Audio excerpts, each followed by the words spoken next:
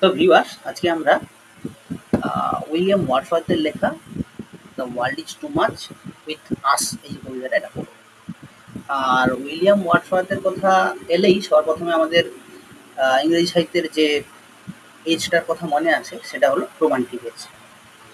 William Wordsworth এবং Samuel Taylor Coleridge দুজনে একসাথে 1798-এ লিরিক্যাল ব্যালাডস বলে একটা পোয়েট্রি কালেকশন কিন্তু পাবলিশ করেছে। তো এটা ছিল রোমান্টিক এজের সূচনা। আর রোমান্টিক এজের সূচনা 1798 মানে অলরেডি কিন্তু আমরা 18th সেঞ্চুরির শেষের দিকে পৌঁছে গেছি। আর তারপরেই কিন্তু আমাদের 19th সেঞ্চুরি শুরু হয়ে গেছে, যেখানে ফার্স্ট ফেজের যে ইন্ডাস্ট্রিয়াল রিভলিউশনটা কিন্তু অলরেডি শুরু হয়ে গেছিল। সুতরাং মানুষের যে আশা আকাঙ্ক্ষা, চাওয়া পাওয়ার ব্যাপারটা কিন্তু বেশি করে আসছে। যেখানে রোমান্টিক এজ ছিল একটা নেচারের সান্নিধ্যে থেকে নেচারের আশীর্বাদ পাওয়ার যে ধ্যান ধারণা ছিল, সেই ধারণা থেকে মানুষ বেরিয়ে মানুষ ম্যাটেরিয়ালিস্টিক ডিজায়ারের দিকে পা বাড়ালো। আর এই যে কবিতাটা, এটা 1807 খ্রিস্টাব্দে লেখা হয়েছিল, 1807, এবং এই ইন্ডাস্ট্রিয়াল রিভলিউশনের ব্যাকগ্রাউন্ডে কিন্তু এই কবিতাটা লেখা হয়েছিল। যেখানে বারবার বলছি যে মানুষ কি হয়েছিল, তার মধ্যে চাওয়া পাওয়ার যে ভাবনাটা সেটা কিন্তু বেশি করে ফুটিয়ে তুলছিল, আর নেচারকে ধীরে ধীরে ধীরে ধীরে ইগনোর করছে। ঠিক আছে, আচ্ছা চলো তাহলে লাইন বাই লাইন অ্যানালাইসিস শুরু করা যাক। কবিতাটার টাইটেল হচ্ছে the world is too much with আস। এখানে টাইটেলটা ভালো করে দেখলে বুঝতে পারবে তোমরা যে ওয়ার্ল্ড বলতে আমাদের এই ফিজিক্যাল ওয়ার্ল্ডের কথা বলা হচ্ছে, সেটা হচ্ছে two much with us. Two much with আস মানে হচ্ছে আমরা খুব ওতপ্রোতভাবে জড়িত হয়ে গেছি এই ওয়ার্ল্ডের সাথে। এই ওয়ার্ল্ডের সাথে ওতপ্রোতভাবে জড়িত হয়ে যাওয়া মানে নেচারকে বাদ দিয়ে আমরা কি করতে চাইছি, আমাদের যে ফিজিক্যাল ডিজায়ার, আমাদের যে চাওয়া পাওয়ার যে ভাবনাটা, ম্যাটেরিয়াল ডিজায়ার, সেই ডিজায়ারের প্রতি বেশি করে ইনভলভ হয়ে গেছে। ঠিক আছে, এটাই ছিল। এবার বলতাম, বলছে the world is too much with আস। এখানে ওয়ার্ল্ড বলতে বললাম আমি যে ম্যাটেরিয়ালিস্টিক ওয়ার্ল্ড, ম্যাটেরিয়ালিস্টিক সোসাইটি যেটা বলবো সেটা, যেখানে চাওয়া পাওয়ার ভাবনাটা বেশি হয়ে গেছে, সেই world is too much with আস আমাদেরকে এই ম্যাটেরিয়ালিস্টিক ওয়ার্ল্ড বা তার যে চাওয়া পাওয়াটা আষ্টে পৃষ্ঠে জড়িয়ে ফেলেছে। লেট অর শুন, লেট অর শুন বলতে এখানে লেট বলতে মর্নিং, আর শুন বলতে নাইট। এখানে মর্নিং আর নাইট বলতে তাহলে অল দ্য টাইম, সব সময়, সব সময় আমরা কি এটা চাই ওটা চাই এটা করে করে বেড়াচ্ছি। গেটিং অ্যান্ড স্পেন্ডিং, আমরা ব্যস্ত হয়ে যাচ্ছি কিসে, আর্ন করতে এবং সেটাকে সেভ করছি এবং কীভাবে খরচ করবো তার প্ল্যানিংয়ে। উই লে ওয়েস্ট আওয়ার পাওয়ার, আমরা কি করছি, আমাদের যে ক্ষমতা, কি ক্ষমতা না, পাওয়ার to enjoy the natural beauty, আমরা যে প্রকৃতির যে সৌন্দর্য উপভোগ করার যে পাওয়ারটা সেটা কি করেছি, ধীরে ধীরে হারিয়ে ফেলছি। Little we see in nature that is ours, প্রকৃতির মধ্যে আমরা প্রকৃতির সৌন্দর্যে ডুবে না গিয়ে ম্যাটেরিয়ালিস্টিক চাহিদাতে কি হচ্ছে, ডুবে যাচ্ছে, যার কারণে আমাদের সাথে ন্যাচারালের যে কানেকশনটা কমে যাচ্ছে। বলছে we have given hour hertz away a sordid বোন। এখানে তো সর্ডিড আর বোন দুটো একসাথে রয়েছে। এখানে সর্ডিড মানে হচ্ছে সামথিং ডার্টি অর ইমোরাল, আর বোন মানে দ্য ব্লেসিং। তাহলে এখানে দেখো দুটো অপোজিট ওয়ার্ড পাশাপাশি বসে আছে, এটা হচ্ছে অক্সিমোরনের একটা এক্সাম্পল। ঠিক আছে, সেটা বলছে যে আমরা প্রকৃতির দিক থেকে মুখ ফিরিয়ে ফেলেছি, আর প্রকৃতি সবসময় কি করে, আমাদের ব্লেস করে। সেই ব্লেসিং এখন কিসে পরিণত হয়েছে, একটা সর্ডিডে পরিণত হয়েছে, মানে সামথিং ডার্টি অর ইমোরাল জিনিস। ঠিক আছে, অশুভ জিনিসে পরিণত হয়েছে। তাহলে প্রকৃতির আশীর্বাদ আমাদের কাছে এখন কি হয়েছে, অভিশাপে পরিণত হয়েছে। এই জন্য বলছি।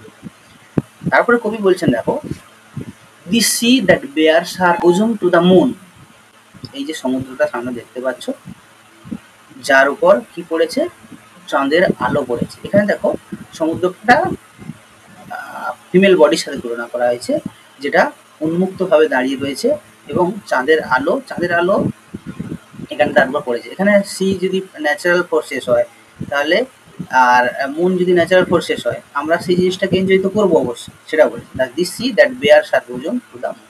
কবি এখন ন্যাচারাল বিউটির কথা বলছে।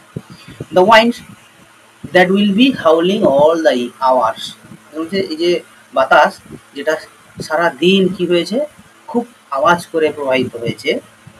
অ্যান্ড আর আপ গ্যাদার্ড নাও, এখন কি শান্ত, গ্যাদার্ড বলতে শান্ত, আপ গ্যাদার্ড বলতে শান্ত। লাইক স্লিপিং ফ্লাওয়ার্স, কেমন করে না, ফ্লাওয়ার্স তো আমরা জানি নিষ্পাপের একটা প্রতীক, আর ইনোসেন্স যেটা বলছি সেটা, সেই ইনোসেন্ট ফ্লাওয়ারের মতো এখন কি শান্ত স্নিগ্ধ। বলছি দেখো, for this for everything we are out of tune. Out of tune বলতে আমরা কি করছি, lost harmony with natural rhythms and beauty. আমরা প্রকৃতির যে একতা, তার যে রিদিম, তার যে ছন্দ, তার যে সৌন্দর্য, তার সাথে আমাদের যে হারমোনিটা, তার সাথে আমাদের যে শান্তি উত্থান পতন, সেটা কিন্তু হারিয়ে ফেলেছি। কিসের জন্য? ফর দিস বলতে এই ম্যাটেরিয়ালিস্টিক ডিজায়ারের জন্য, যে এটা চাই এটা চাই, সমস্ত কিছু আমার চাই, সমস্ত কিছুর জন্যই কিন্তু আমরা প্রকৃতির সাথে যে হারমোনি, সেটা আমরা কিন্তু হারিয়ে ফেলেছি। ইট মুভস আস নট, তারপরে এটা আমাদের কি করছে, আন্দোলিত করছে না। এই জন্য কবি বলছেন, great God I would rather be a pagan, যে না, এরকম সোসাইটিতে থাকার থেকে না থাকাই ভালো, বরং আমি কি হতেছি, একজন পেগান হতেছি। এখানে পেগান বলতে মেনলি একজন গ্রিককে বলছে।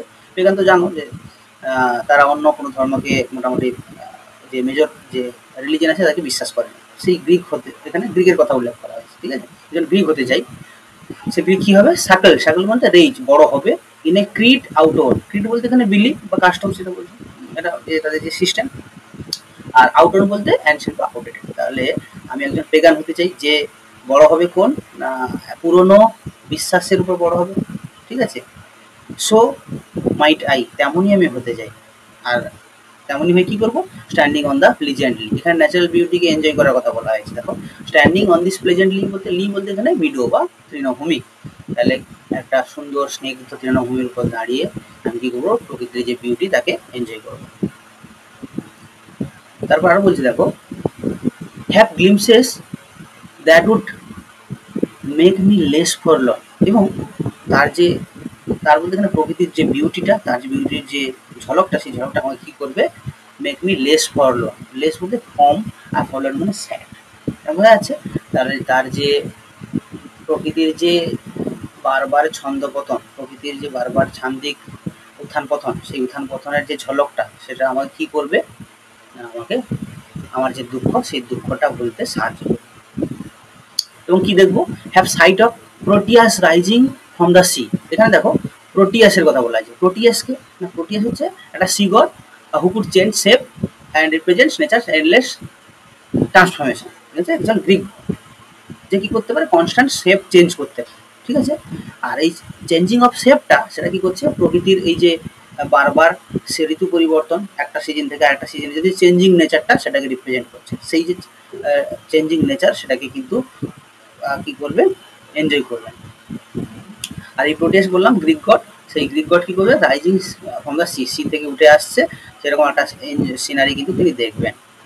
Or hear old Triton blow his wreathed horn. এখানে বলছে ওল্ড ট্রিটন, আরেকজন গ্রিক গডের কথা উল্লেখ করা হয়েছে এখানে।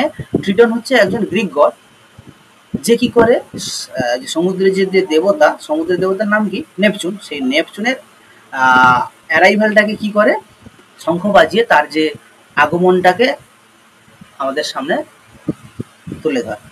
এখানে ট্রিটনের উপস্থাপনাটা কেন, তাহলে ট্রিটনের যে ভয়েস, ট্রিটনের যে শঙ্খের যে ভয়েসটা বা হর্নের যে ভয়েসটা, সেই ভয়েসটা ন্যাচারাল মিউজিকের কথা বলেছে, ঠিক আছে। সেই ন্যাচারাল মিউজিকই কিন্তু কবি এনজয় করতে চেয়েছেন। সেই জন্য এখানে দুই ধরনের গ্রিক গডের কথা এনেছেন, এক প্রোটিয়াস, দুই ট্রিটন। তাহলে প্রোটিয়াসটা চেঞ্জিং যে সিজন, সেটাকে রিপ্রেজেন্ট করছে, আর ট্রিটন হচ্ছে ন্যাচারাল ভয়েস, প্রকৃতির যে গান, প্রকৃতির যে ন্যাচারাল সাউন্ডগুলো রয়েছে, সেই ন্যাচারাল সাউন্ডকে কিন্তু রিপ্রেজেন্ট করেছে, ঠিক আছে।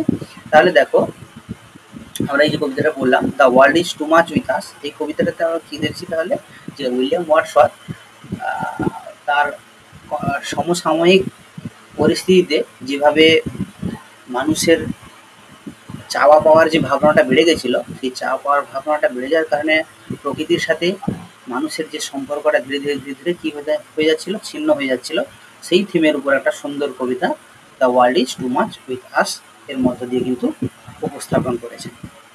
তো তোমাদের কেমন লাগলো ভিডিওটা জানিও, আর লাইক শেয়ার কমেন্ট করতে কিন্তু ভুলো না। Thank you.